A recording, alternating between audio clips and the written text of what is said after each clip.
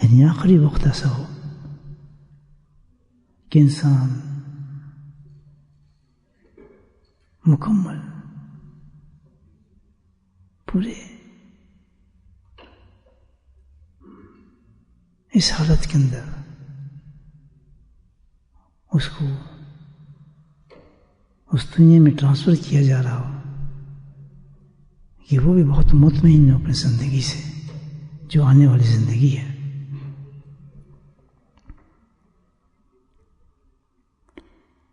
انسان کا جو انجام جو ہے آخر اس کا تعلق جو ہے ہمارا وہ اس چیز سے ہے کہ اس دنیا میں انسان کیسے رہتا ہے، گزارن اس کا کیا ہے. یہی کیفیات اس کی پھر آخرت کا انجام بن جاتی ہے. جس معاملات کے ساتھ انسان یہاں زندگی گزارتا ہے آخری وقت میں وہی چیز کا غلبہ اس پر ہوتا ہے. یاد رکھیں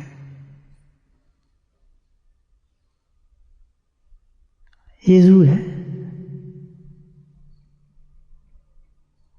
کہ ہم اس پر جو اس کیفیت میں اس وقت بیٹھے ہیں یہ دائمی نہیں ہے، قائم رہنے والی نہیں ہے. یہ سوچیں حالت ہماری ایسی ہے کہ ہم پل بھر میں سیکنڈ میں تبدیل ہوتے رہتے ہیں. حالات کے حساب سے افیکٹ کرتی ہیں پہ حالات. ابھی ہم اٹھ کے جائیں گے نماز پڑھنے کے بعد باہر کے حالات کچھ اور ہوں گے، ہم پہ اثر ہو جائے گا اس کا. گھر جائیں گے گھر کے حالات بھی ڈفرینٹ ہو جائیں گے. تو اگر ہم اس پہ اعتبار کر لیں کہ ہم نے نماز پڑھی ہے ہمارا انجام اچھا ہو جائے گا، ایسے نہیں ہے. یہ اس کی تیاری نہیں ہے، اس کی تیاری نہیں ہے کیونکہ اتنا تغیر ہے، اتنی چینجز ہیں، اتنے حالات ہیں انسان کے ساتھ کہ وہ بدلتا رہتا ہے. میں تو اکثر دیکھتا ہوں لوگ جب اندر تک آتے ہیں تو ان کے ہاتھ میں ٹیلی فون ہوتا ہے. میں تو سوچتا ہوں کہ وہاں سے چلتے کہ کوئی ٹکر نہیں لگ سکتی، وہ گر جائیں اگر اسی کو دیکھتے آ رہے ہوتے ہیں. باہر نکلتے ہیں فوراً پھر اسی طرح اس کو دیکھ کر چل رہے ہوتے ہیں. تو جب انسان کو اتنا بیزی کر دیا گیا انسان کے دماغ کو، مجھے بتائیں آپ تو کس طرح وہ قائم رہ سکتا ہے اس چیز پر کہ اس نے آخرت کی پوری تیاری کر لی ہے. وہی اس پہ چھاپ پڑ جائے گی، وہی اس کی حالت ہو جاتی ہے. اب موت ایسی چیز ہے کہ وارن کرنے کے تو آتی نہیں ہے، بتا کے تو آتی نہیں ہے.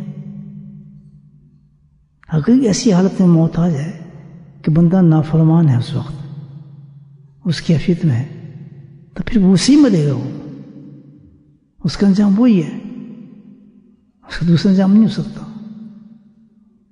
جس کیفیت میں وہ ہے اسی وقت تو موت آتی ہے، اسی وقت پکڑ لیتی ہے. کیسے آئمہ گزرے ہیں بڑے بڑے لوگ الحمدللہ کہ آخری وقت میں نزاق وقت بھی وہ مسائل نکالے ہوتے تھے حدیثوں سے. حدیث میں مسائل نکال رہے ہیں، آواز مارتے تھے کہ بھئی یہ مجھے کہ مسئلہ آ گیا سمجھ میں، لکھنا جلدی سے، وقت بہت تھوڑا ہے. بہت میں اس پہ ریسرچ کر رہا تھا لیکن اب مجھے سمجھ آئی یہ بات، اس کو لکھنا جلدی سے.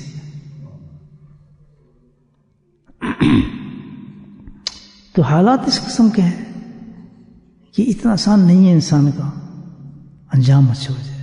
اور سب سے اہم چیز ہماری یہی ہے. تو انجام اگر ہمیں اپنا صحیح رکھنا ہے تو اس کے لیے تو ایک چیز ہے جو ہم کر لیں تو الحمدللہ کام بن سکتا ہے. اس کا علاج ہے، اس کا علاج یہ ہے کہ ہر وقت اپنے آپ نیکیوں کے ساتھ منسلک رکھیں. ہر وقت، کیونکہ جب موت آئے تو نیکی کرتے ہی موت آئے انسان کی. اگر یہ نہیں ہوا فیل پھر بہت مشکل ہے. یہ ویسے بتا رہا ہوں، کچھ پتہ نہیں کس حالت میں بندہ ہو، کسی کی غیبت کر رہا ہو، کسی کے اندر خیال آ رہا ہو، کسی کے ساتھ جھگڑا ہو رہا ہو، یہ سب چیزیں پھنسا ہو پتہ ہی نہیں ہمارا تو. لیکن اگر یہ انسان ہر وقت نیکی کی حالت میں ہے، نیکی کے کیفیت میں اندر ہے، نیکی کر رہا ہے، تو یقیناً اس کی موت پھر نیکی کی حالت میں آئے گی. نیکی کی حالت میں اس کی موت آئے گی. نیکی کی حالت میں کہ اس کا انجام بھی فرسٹ کلاس ہوگا الحمدللہ. یہی چاہیے. اب یہ کام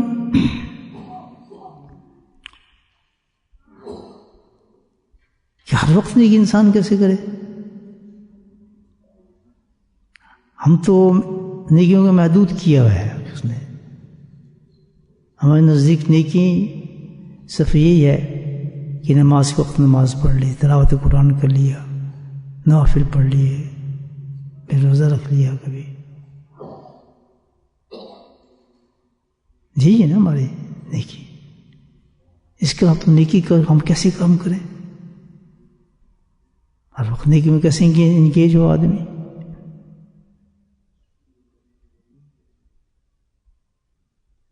بالکل ہو سکتا ہے آدمی، بالکل ہو سکتا ہے آدمی.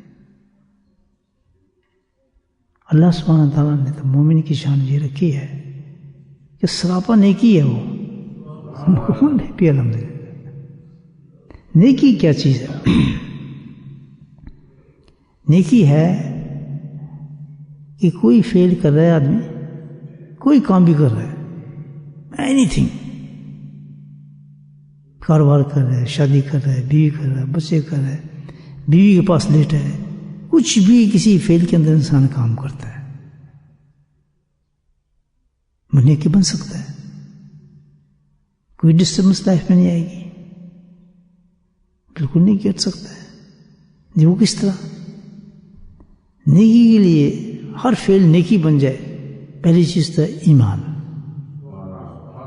ایمان کے بغیر تو کام نہیں چلتا. دروازہ کھلتا ہے انسان کا، ایمان اس میں موجود ہو.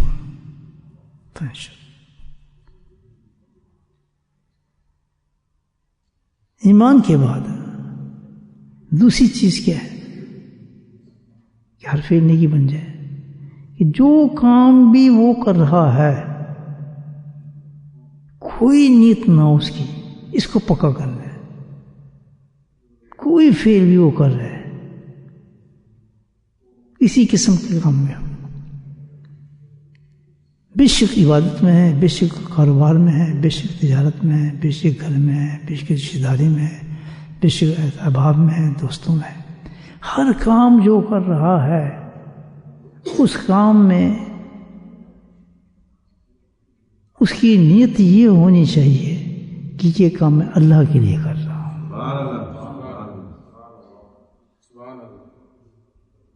نقشے تبدیل ہو جاتے ہیں اس کام کا. اس میں یہ کہ دو کام بھی وہ کر رہا ہے، اس میں دنیا بھی ملے گی اس کو الحمدللہ. کاروبار کر رہا ہے تو کاروبار میں ملے گا ہر چیز حلال طریقے سے، ناجائز نہیں، شریعت کے مطابق کاروبار کر رہے، شریعت کے مطابق معاملات کر رہے ہیں، اور اس کی نیت اس میں یہ ہے کہ میں اللہ کے لیے کر رہا ہوں. اس کے علاوہ اگر آدمی کوئی بھی کام کر رہا ہے، حلال کام کر رہے، ٹھیک کام کر رہے، نیکی نہیں بن سکتا. نیکی بنتا ہے اس نیت کے ساتھ کہ یہ اللہ کے لیے ہے. یاد رکھیں، وہی بات نہیں بنے گا جی تو بالکل صحیح ہے، میں تو شریعت کے مطابق کام کروں، ہماری تجارت شریعت کے مطابق ہے، میں تو شادی بالکل صحیح کی ہے، مجھے کوئی فقدہ نہیں ہے. عبادت نہیں بنے گی. عبادت اس وقت بنے گی کہ جس وقت انسان کی نیت یہ بن جائے کہ یہ جو کام میں کر رہا ہوں کس کے لیے کر رہا ہوں؟ اللہ کے لیے کر رہا ہوں. حتیٰ کہ ثواب کے لیے بھی نہ ہو، یہ بھی یاد رکھیں. یہ سب چیزیں جو تو ملنی ہے. جو حسن دیکھ کے شادی کرتے ہیں وہ عیسائیت کو فالو کرتے ہیں. سمجھیے، یہ جو حسن دیکھ کے کرتے ہیں یہ انداز کن کا ہے؟ عیسائیوں کا ہے. وہ حسن پرست لوگ ہیں، خوشی پہ جاتے ہیں. تو جو اس طریقے سے شادی کرے گا اس کی زندگی میں جو حالات آئیں گے، جو بیوی کے ساتھ، بچوں کے ساتھ، وہ بالکل عیسائیتی والے آئیں گے. یہ بتا رہا ہوں آپ. اس کی زندگی کا رنگ وہی ہوگا، بچے بھی پراؤٹ اپ ہوں گے ویسے ہی، وہی چیز، وہی خوش، کیونکہ اس نے حسن دیکھ کے شادی کی ہے. تو حسن کا جو طریقہ کس کا ہے؟ عیسائیت کا ہے. اور جس نے دولت دیکھ کے شادی کی ہے کہ پیسہ آئے گا، مال آئے گا، یہ طریقہ کس کا ہے؟ یہودیوں کا ہے. تو جب وہ شادی ہوگی تو اس کی زندگی کا پورا اسکیچ جو ہوگا زندگی کا، وہ یہودیت پہ ہی ہوگا، مال اور دولت پر ہوگا. تیسرا، خاندان دیکھ کر، اونچوں سے، فلاں سے، یہ سے، یہ طریقہ کس کا ہے؟ یہ ہندوؤں کا طریقہ ہے، ذات پات. بات سمجھ آ رہی ہے آپ کو؟ ذہن میں آ گئی ماشاءاللہ.